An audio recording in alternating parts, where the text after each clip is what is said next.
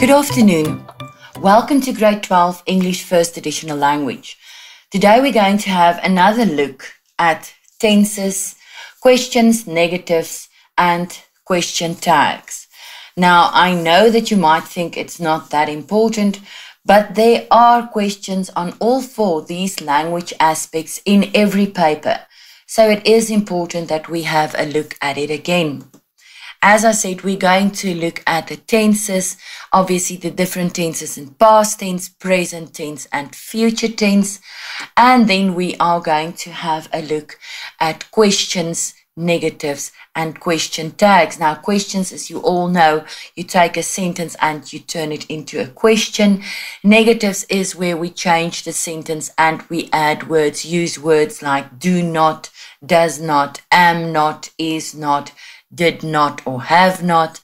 And then question tags. A tag question is a short question like have you or haven't you that follows a statement. And you all know that when we have a positive sentence, we use a negative question tag. And when we have a negative sentence, we use a positive question tag. Right. What I've seen is that you understand the difference between present tense, past tense, and future tense, but you get confused with the different aspects of tenses, namely the simple tense, continuous, perfect, and perfect continuous. So we're going to have a look at that in detail today. Right, we're going to start with the present tense. Now, as I said, we have the present indefinite or the present simple tense. Now that is the plain straightforward. We have your subject, your verb, and your object. I write a letter. The sun sets in the west. They do not need lessons. Remember, present tense happening now. Present continuous tense. If you see the word if you see an ing with your verb, you must know it's continuous tense. Now in the present tense, we are working with words like is, am, and are, plus my verb, plus the ing. I am playing, the ing. Are they still living? He is talking. Then we have the present perfect tense. Now, the moment you see present perfect, you have to remember has and have.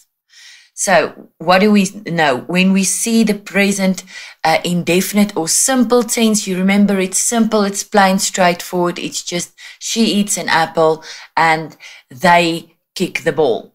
And when you see continuous, you have to remember there's an ing with my verb. Now, when you see perfect, you must remember it's has and have.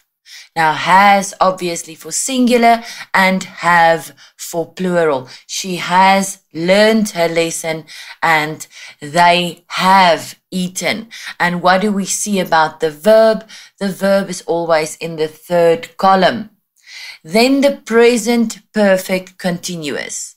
Now we've done the perfect, we've done the continuous. We know the continuous, there's an ing with my verb, and perfect is has and have. So obviously we now have to combine the two, plus been. So it's your subject plus have been or has been plus your verb plus the ing. So he has not been playing.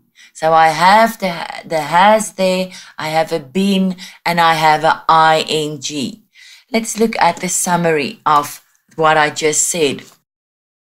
So in your present indefinite tense, you work with is, am, and are plus the first column of the verb.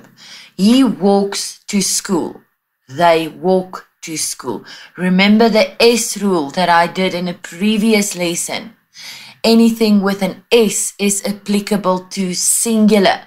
That is why I add an S to my verb over there when he is singular. So my verb gets an S. So he walks to school. They walk because they are more than one. That is your present indefinite or present simple. Then your present continuous, I told you the moment you see continuous, I remember there's an ing with my verb. I'm in the present tense, so it's still is, am, and are, plus my verb, plus my ing. So he is working. They are working. Present perfect tense, the moment you see perfect, you remember has and have. Has for singular, have for plural, plus the third column. So he has caught the ball, they have caught the ball. And then present perfect continuous, where I combine the continuous with the perfect plus been. So he has been eating. So I have the has, I have the been, and I have the ing with my verb. And they have been eating. Now if we have a look at questions, negatives, and question tags, specifically about those sentences, rewrite the following sentence into a question or a negative, or rewrite the following sentence as a question tag. That will be your question in your paper. Obviously, your question, so your sentence says, he walks to school. Then your question will be, does he walk to school? And they walk to school. Do they walk to school? Your negative, he doesn't walk to school. Be very sure to put your apostrophe in the correct place. Otherwise, you write, he does not walk to school. And then your question tag, he walks to school. Doesn't he? Remember, when my sentence is positive, my tag is negative. Then I don't walk to school, and then at the question tag, don't I? And then the question with, do they walk to school? They don't walk to school in the negative, and then the tag, they walk to school, don't they? Then we get to the continuous tense. Remember, if I see continuous, immediately I remember there's an ing with my verb. And your question will be, is he working in the garden? Look at the second one. Am I working in the garden? And are they working in the garden? And then your negative would be, he isn't working. I am not working, and they are not working. And then look at the question tags. Here I wrote the sentence in the negative. Then my tag must be positive. He isn't working, is he? I am not working, am I? They are not working, are they? Right, then we get to the present perfect, and when I see the word perfect, I remember has and have in the present tense, and then your question will be, has he caught the ball? And then have they caught the ball? Has for singular, have for plural. Your negative, he has not caught the ball, and they have not. And then your tag, he has caught the ball, hasn't he? They have caught the ball, haven't they? Sentence is positive, tag is negative. And then my present perfect continuous, where I combine the continuous with the perfect and I add a been. So my question will be, has he been eating? So I have the has for the perfect, I have the ing for the continuous, and I add the been. My negative, he has not been eating, and my question tag, he has been eating, hasn't he? And then have they been eating? They have not been eating, and they have been eating, haven't they? As I told you about the S rule, always remember, if you're not sure when to use is or are or was or were, has or have, does or do, eats, when you add a verb, S to your verb or not, then you have to remember the S rule. S stands for singular. So anything with an S in it is applicable to a singular noun. She is in the present tense. In the past tense, she was. In the present perfect, she has. And then does she go? and then she eats an apple because she is singular. So I add an S to my verb. Right, we are going to do exactly the same for the past tense, just on a lighter note, where this student was sitting in the English class and the teacher says, class, today we're going to talk about tenses. For example, if I say, I am beautiful, what tense is it in? And his friend answered, well, it's obviously in the past tense. So, on the lighter note there, we continue to the past tense, exactly the same. Remember, for each tense, the present tense, the past tense, and the future tense, the different aspects of tenses stays the same. So, each one has indefinite, continuous, perfect, and perfect continuous. So, the past indefinite tense is your past form of the verb. So instead of saying he eats an apple, you're going to say he ate an apple. All right. And then the past continuous, immediately when you see the word continuous, you remember ing. Now, instead of saying she is going to town, you are going to say she was going to town. Just your past tense. And then the perfect tense, the past perfect tense, you remember had with a D. So your present perfect is has for singular, have for plural, and your past perfect tense is had for both singular and plural. And then past perfect continuous, again, it's your had because it's past perfect. Continuous, it's an ing, and then you have to add a been. So he had been taking his exams. Right, if we have a look at the summary here, again, the past indefinite we work with was, were, and the second column of the verb. He walked to school. I walked to school. They walked to school. Your past continuous, when you see continuous, remember it's ing, but we're working in the past tense. So he was working and they were working. Present tense was, remember the S rule, and then, not present tense, singular was, remember the S rule, and then they were working is plural. And then past perfect, if you see perfect, you remember present perfect is has and have, past perfect is had. So it's had plus your third column, he had caught the ball, they had caught the ball.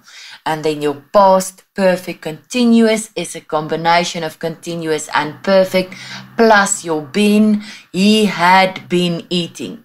So there's the had, there's the been, and the ing with my verb. They had been eating. Take careful note, past perfect had is applicable for singular and plural. Right, again, the questions, negatives, and question tags. The past indefinite, did he walk to school? Because my sentence was, he walked to school. That's a second column. So did he walk to school? Did I walk? Did they walk? And then your negative, he didn't or did not, they did not. And then the tag, he walked to school, didn't he? I walked to school, didn't I? They walked to school, didn't we? Or didn't they? Right, then past continuous, again the continuous is ing. Was he working is my question. Was I working? And then for plural, were they working? And then the negatives, the singular, he was not or he wasn't working. And the plural, they weren't or they were not working. And then if we look at the question tags, the singular, he was working, wasn't he? My sentence is positive, my tag is negative. And then if we have a look at the plural, they were working, weren't they? Again, very important, make very sure that you put your apostrophe in the correct place, otherwise you will lose these marks. Then the past perfect, remember present perfect is has for singular, have for plural. Past perfect, had for both singular and plural. Your question will be, had he worked? Had I worked? Had they worked? And then your negatives, he hadn't worked or had not. I hadn't worked, they hadn't worked. And then your question tags, again, look at my sentence. In this case, this sentence is negative, so my tag must be positive. He hadn't worked, had he. I hadn't worked, had I. They hadn't worked, had they. Right, and then the past perfect continuous. Again, a combination of continuous and perfect with your been. Had he been working? He hadn't been working. He had been working, hadn't he? Right. Now we move over to the future tense, obviously something that is still going to happen. Right. Okay, your future indefinite tense is your subject plus your shall or will plus your verb. Right, he will start a business. And the question, will they buy a new car? Future continuous tense is your subject, Peter. Shall or will be feeling well tomorrow. Right, so there's an ing with your verb. Then your future perfect tense, he will have finished his work. Calvin will have gotten by the time you reach there by the bus. And then your future perfect continuous, again with will and shall, plus have, plus been. And we shall have been waiting for him. They will not have been shifting. Right, there's always a question of when do I use will and when do I use shall. The traditional rule is that shall is used with the first person pronouns like I and we to form the future tense, while will is used with the second and third person forms like you, he, she, it, and they. So I shall be late and they will not have enough food. However, when it comes to expressing a strong determination to do something, the roles are reversed.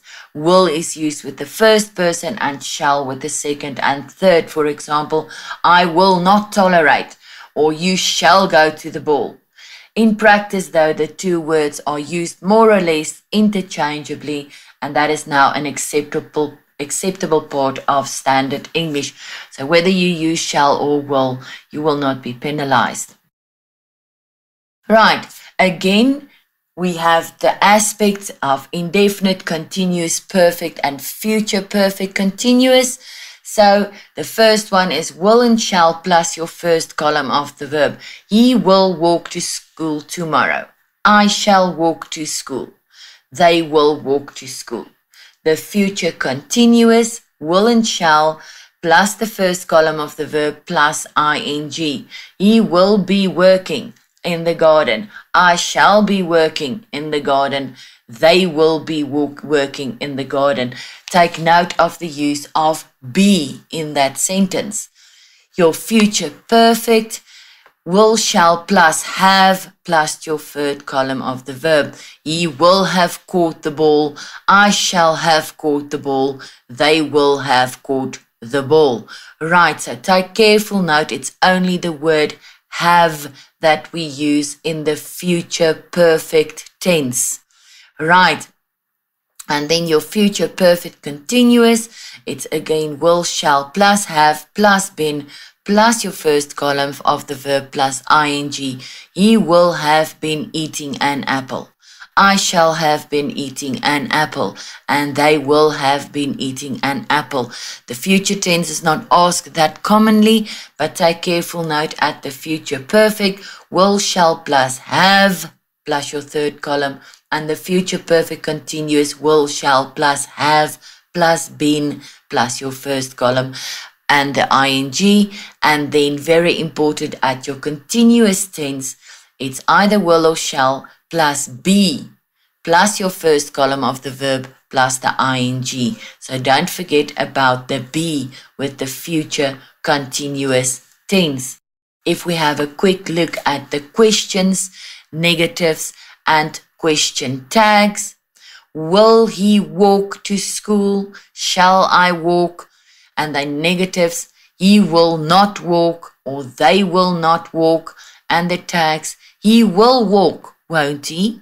I shall walk, shan't I? They will walk, won't they? Right, the future continuous. Will he be working? Take note of the be. He will not be working. And then he will be working, won't he? Right. And then future perfect.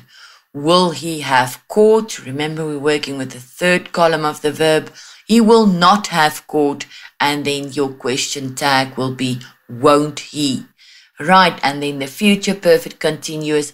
Will he have been eating? He will not have been eating. Right. Now there's just a quick, very short summary on your screen.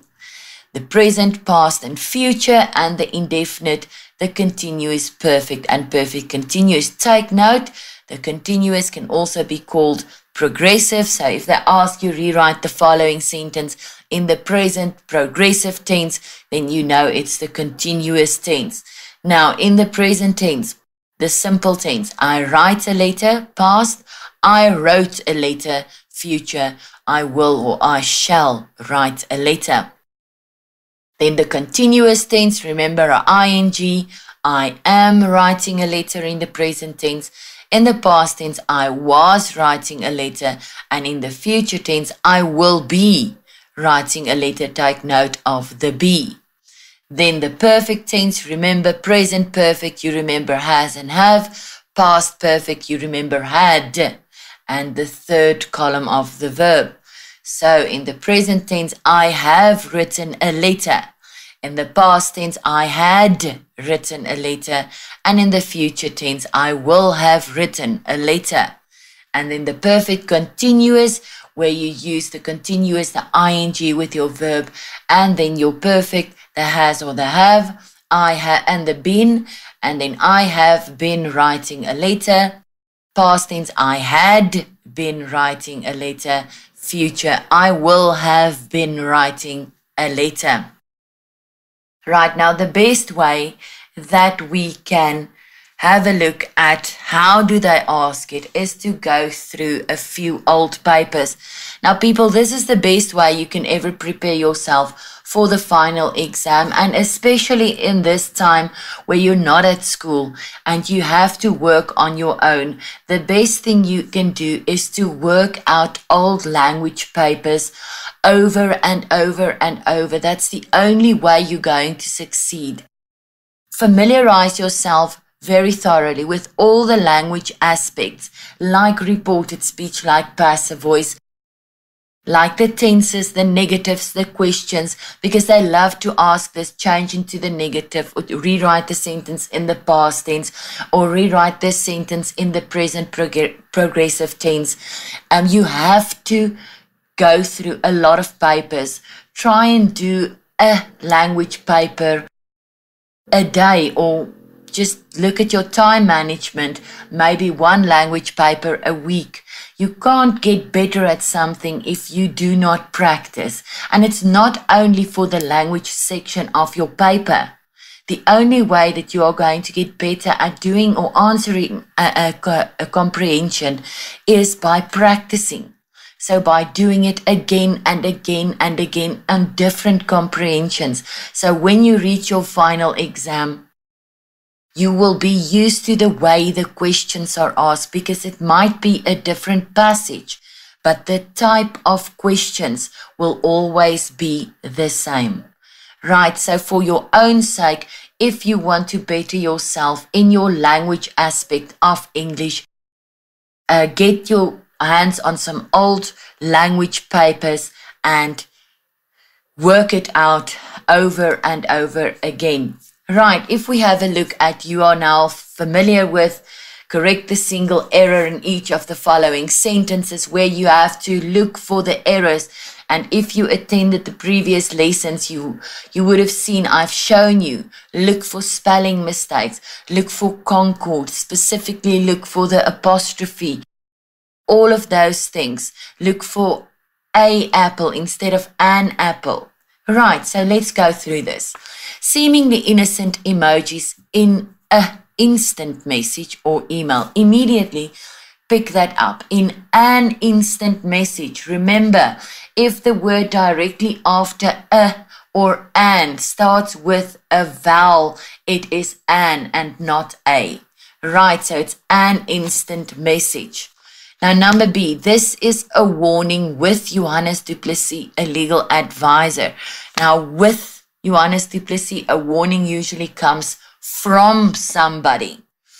Placing an emoji like a thumbs up or heart, which creates the impression of positivity and agreement in the mind of the receiver. Look at the word receiver. Receiver is spelled E before I. Then many people uses emojis to convey messages. And what did I teach you about? The S rule is if your subject is singular, then you add an S to your verb. But look at the subject, many people. It is plural, so it must be use. Rewrite the following sentence in the negative form, what we've just done in this previous lesson. Many individuals negotiate lease agreements. Many individuals do not, because many individuals are plural, so we use don't negotiate lease agreements with landlords or agents. Rewrite the following sentence in reported speech.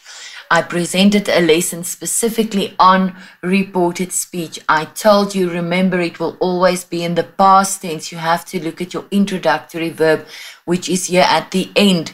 Said tells you everything is in the past tense. Then you have to take your highlighter and you highlight all of your verbs that must change. Look at the mark allocation. I left it here on purpose. It's 4 marks. So there must be at least 4 changes. And remember, sometimes you get a mark for omitting, leaving out those punctuation marks, which is the inverted commas and the comma there. Right, so we're going to start with Johannes du Plessis said that many individuals negotiate is the first word you needed to highlight because it changed to negotiated. Lease agreements with landlords or agents, or made. Make is your verb. Change it to made. Purchase and sale agreements with seller that they found. Remember, what is the rule? If my verb is already in the past tense, I use had plus the third column. So it's had found in newspaper or website classifieds. Now you got your first mark for changing negotiated, your second mark for made, your third mark for had found, and the fourth mark was for omitting all of these punctuation marks. So please remember, if you want to, you can go back and look at the lesson about reported speech. It's very important. Rewrite the following sentence in the passive voice. Now, there was a whole lesson on passive voice as well, where I explained to you how to break down your sentence, start with the object, don't change the tense, etc., etc. So the legal advisor warned the man not to use certain emojis in responding to messages. Now, your sentence here is actually the legal advisor warned the man, because the legal advisor is your subject, warned is your verb, and the man is your object. So you're going to start with the man. If you look at your verb warned, you see it's in the past tense. But remember, in passive voice, we always change our verb to the third column. So what do we do here? The man is singular. Was warned. Why was? Because the sentence is in the past tense. Was warned by the legal advisor, and then you add the rest of your sentence. So remember, with your passive voice, you start with the object. See whether it's singular or plural. We see it's singular. See whether it's in the present or the past tense. It's in the past tense. Then we use was. Remember, my verb is always in the third column. Right. Rewrite the following sentence correctly. Should one then breach the contract, you may become liable to the other party for possible damages. Now, you can't use one and you in one sentence. It must either be one and one or you and you. So it should look like, should one then breach the contract, one may become, or should you then breach the contract, you may become. So if you use the word one, both times you must use the word one, the same with the word you. Rewrite the following sentence as a question tag. Contracts concluded wholly or partly by a data message are valid in law. So now if you have a look at this sentence, determine whether it is positive or negative. It is positive. And then I remember if my sentence is positive, my tag must be negative. And contracts concluded wholly or partly by a data message are valid in law. The word are tells you contracts is seen as plural, and then you can say aren't they. Right, and then refer to the following sentence. This screaming toddler disturbed the audience at the concert. Identify the part of speech of the underlined word. Now look at the screaming toddler. What does screaming do? Screaming describes toddler. Toddler is a noun. Which word describes a noun? An adjective. Rewrite the sentence in the present tense. So the screaming toddler, again, immediately your verbs must be changed back to the present tense. So it would be disturbs. Why disturbs? Because the screaming toddler is singular. Right, rewrite the following sentence and provide the correct degree of comparison. The sound of the screeching violin is annoying than the sound of the squeaky duck, and it is more annoying. Please remember this language section of your paper, spelling, is extremely important. You are not necessarily penalized for spelling in the comprehension part of your paper, but the last question, usually question 5 of your language paper, you are very strictly penalized on spelling. So make sure that you spell this correctly. Give the correct form of the underlined word in the following sentence. The insect bite caused an irritating. It's obviously an irritation.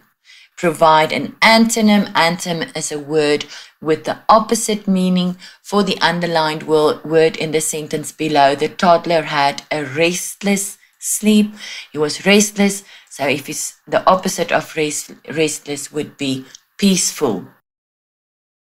Okay, our second paper we're going to look at, again, your favorite part, correct the single error. Remember, we look at spelling, we look at apostrophe, we look at a or an, we look at spelling, everything. He does not look a day older than 100. Okay, the then must immediately tell you it must be than. But Admiral the tortoise, living at Mitchell Park Zoo, celebrated his 105th birthday recently. As I said, look at spelling. Spelling of recently, the S must be a C. And then Admiral arrived at Mitchell Park about 105 years ago, courtesy of an unknown naval officer. Remember, I told you, look immediately if you see a, see if it fits. Mustn't it be an? And you will see it must be an unknown naval officer, because unknown starts with a U, which is a vowel. And when the word after an, a or an, it starts with a vowel, it's always an. He has found them in the Seychelles in 1915, according to the Mitchell's Park archives. He has found them, so he had found them. This is past perfect. Study the following sentence and give a synonym for the word giant. He brought 3 giant tortoises to the park during World War I. A synonym is a word with the same meaning. So you could write down huge or massive, or colossal, enormous, big, gigantic, or large. Any synonym for giant. Rewrite the following sentence as a question. The officer returned to claim his pets. The officer returned. This sentence is in the past tense, so we are going to use did the officer return to claim his pets. Remember, if you have to write a sentence in a question or as a question tag and you do not add the question mark, it will be marked incorrect. Rewrite the following sentence in the passive voice. Remember, passive voice, subject, verb, object. You have to start with your object. Let's see, Admiral entertains children and adults. So children and adults is my object. Entertains is my verb. Admiral is my subject. If I see entertains, I see it's in the present tense, but my object is plural. Present tense, plural, so I'm going to use the word are.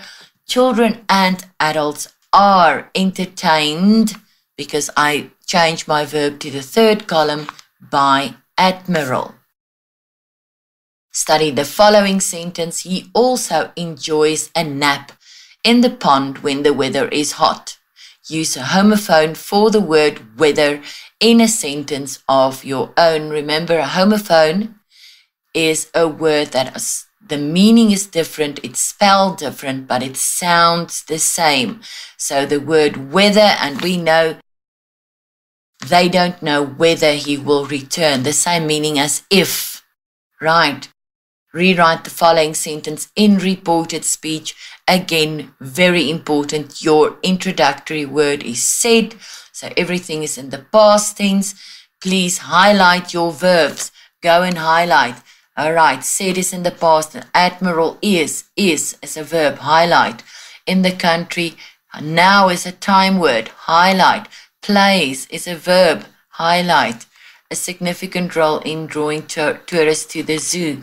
And then omit the unnecessary punctuation marks. And then she said that Admiral is changed to was, the oldest tortoise in the country. Then, now changed to then, and played a significant role in drawing tourists to the zoo. Again, very important with reported speech. Look at the mark allocation. It will give you more or less an indication of how many changes there must be in your sentence. Study the following sentence. I could supply the answer if you weren't so demanding. State the part of speech of both the underlined words. Right? So now we know it stands in the place of a noun. It could have been Mary. And something that stands in the place of the noun is a pronoun. I could supply the answer if you weren't so demanding. Always very important to look at the context in which a word is used. Because if I tell you, answer this question, it is a verb. But in this case, I could supply the answer is a noun. Right, so very important, look at the context in which the word is used and that change the part of speech. In this case, answer is a noun. It is not a verb. Then identify the punctuation mark used in the word weren't. Obviously, it's an apostrophe, and if you had to give the function, it would be contraction to make the word shorter, were not. Right, and then provide the correct degree of comparison in the following sentence. Economics is interesting than accounting. It is more interesting. Rewrite the following sentence in the negative form. The students knew the answer. It's in the past tense, so we're going to use did not or didn't. And this will be the students didn't know the answer. Right. Complete the following tag question. Write down only the missing word. Remember, when your sentence is positive, your tag is negative. And when your sentence is negative, your tag is positive. So he teaches economics. He teaches economics, doesn't he? Remember the question mark? Otherwise, you are not going to receive your mark. Right, English is a difficult language. It can be understood through tough, thorough thought, though. I really hope that you benefited from this lesson. I enjoyed it a lot. I really hope you did too. So I hope you have a wonderful afternoon.